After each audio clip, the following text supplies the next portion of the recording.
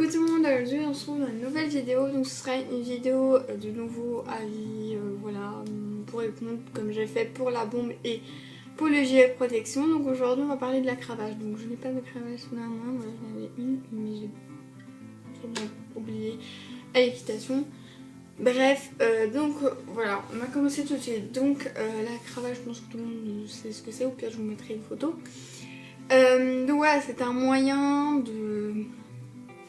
pas dire punition, non. C'est pas un moyen de punition vraiment, mais bon, quand un cheval n'avance pas à un moment et qu'on donne 1500 coups de talon et que notre prof demande à un moment de donner un coup de cravache ou quoi, ou alors vraiment quand il a fait une grosse connerie ou qu'il doit avancer, enfin voilà. Voilà, ça sert un peu à ça en gros. Ouais, désolée si, enfin, je suis pas très logique, enfin voilà, enfin, bref. Donc voilà, mais c'est vrai qu'une cravache, ben on voit, enfin, quand on donne, c'est quand même pour une raison déjà. Et puis, enfin, on sait, enfin, le cheval le sent. Donc, c'est vrai que des cravaches, il faut pas en prendre tout le temps.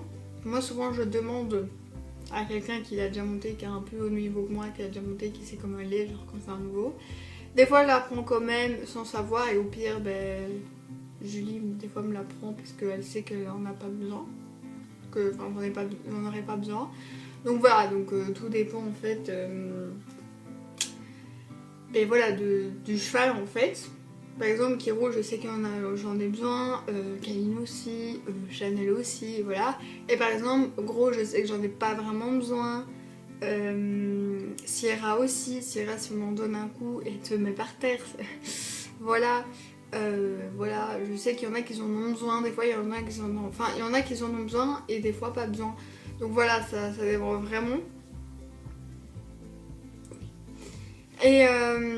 Et voilà, en plus, bah, par exemple, si en hiver ils sont plus chauds qu'en été ou l'inverse, ça dépend des chevaux. Enfin, bon, vraiment, ça dépend du cheval. Et aussi, bah, par exemple, ce qu'on fait aussi. Voilà, il peut y avoir des chevaux, genre en dressage, ils en ont peut-être pas besoin, et en saut, ils en ont peut-être besoin. Voilà, ça dépend, tout dépend de ce que vous allez faire. Donc, tout dépend de prendre une cravache ou pas, de ce que vous faites comme discipline à ce moment-là, du cheval, voilà. Le moment où vous prenez, mais ça souvent quand du cheval on sait pas non plus dire là il aura besoin et là il aura pas besoin de cravache, on sait pas vraiment dire, des fois ils ont besoin et pas besoin, voilà. Aussi de la saison, hein, comme j'ai dit, parce que voilà, il y en a qui en hiver ils étaient plus comme ça en train d'essayer qu'ils s'arrêtent, et en été c'est l'inverse, ou voilà. Donc voilà, tout dépend. Mais moi je vous conseille vraiment de demander d'abord, et si on ne sait pas, on ne sait pas, prenez-la toujours, et après si on l'enlève et ça fait du recours qu'on l'enlève parce que votre